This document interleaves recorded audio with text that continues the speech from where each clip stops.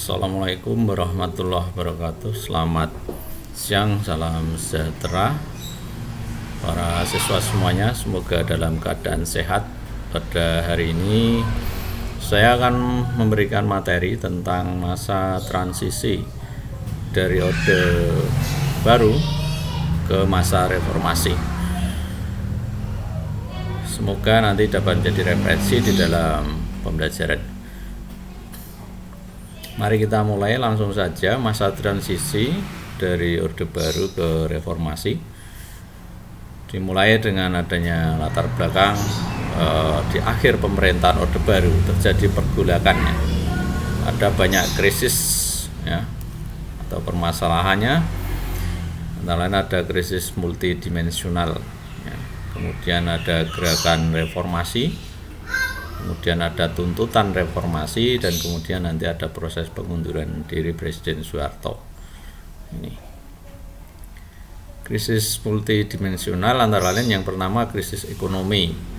Ini sejak tahun 97 ya, terjadi menurunnya nilai tukar rupiah terhadap dolar Amerika Serikat. Ini berimbas pada meningkatnya harga sembako. Kemudian krisis sosial, yang meningkatnya tindak kriminalitas, kerusuhan dan penjarahan. Lalu krisis politik, mana terjadi munculnya dualisme dalam tubuh PDI Perjuangan. Kemudian juga kemenangan mutlak Golkar pada pemilu tahun 97, pelantikan Soeharto sebagai presiden untuk ke-7 kalinya. Ini menimbulkan krisis politik. Kemudian krisis hukum, ya, adanya intervensi hukum terhadap pejabat ya, sehingga hukum dikatakan tumpul ke atas dan tajam ke bawah. Kemudian krisis kepercayaan, ini menimbulkan timbulnya ketidakpercayaan masyarakat terhadap iklim demokrasi maupun iklim politik di Indonesia. Seperti itu.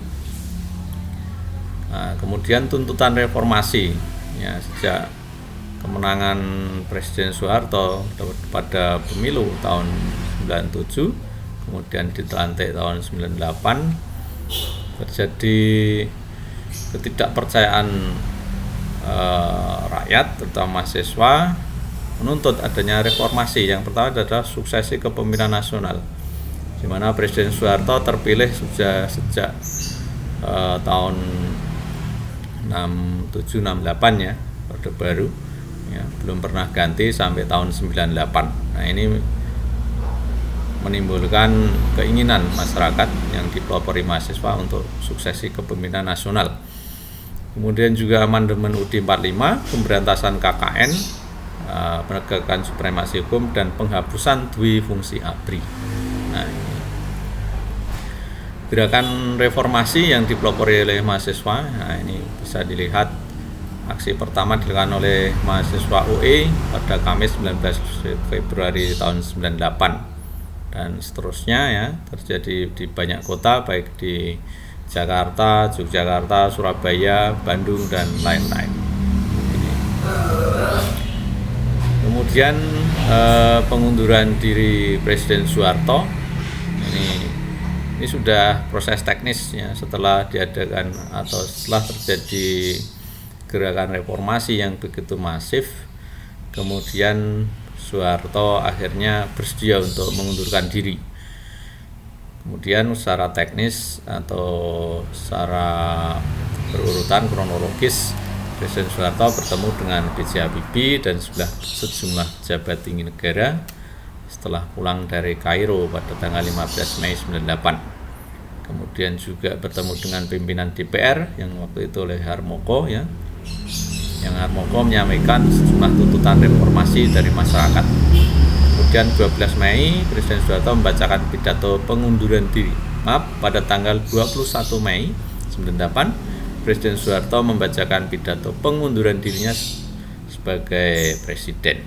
Nah, kemudian mengumumkan bahwa dalam kesempatan tersebut diumumkan Wakil Presiden B.J. Habibie akan melanjutkan masa jabatan Presiden sampai nanti terjadi masa transisi ke arah reformasi. Saya kira demikian para siswa semuanya. Kemudian nanti setelah pada masa reformasi terjadi suksesi kepemimpinan mulai dari B.J. Habibie, pemerintahan Abdurrahman Wahid, pemerintahan Megawati Soekarno Putri, kemudian Bapak Presiden SBY, kemudian 2 kali ya, kemudian baru Bapak Presiden Joko Widodo untuk yang kedua kali ini. Demikian yang dapat kami sampaikan pada kesempatan ini untuk mempelajari masalah transisi dari masa Orde Baru ke masa reformasi, dan nanti secara detail bisa dibaca pada literasi ya, pada buku-buku dan sumber-sumber lain yang relevan. Dan untuk latihan seperti biasa nanti bisa dikerjakan soal yang ada di Google Classroom.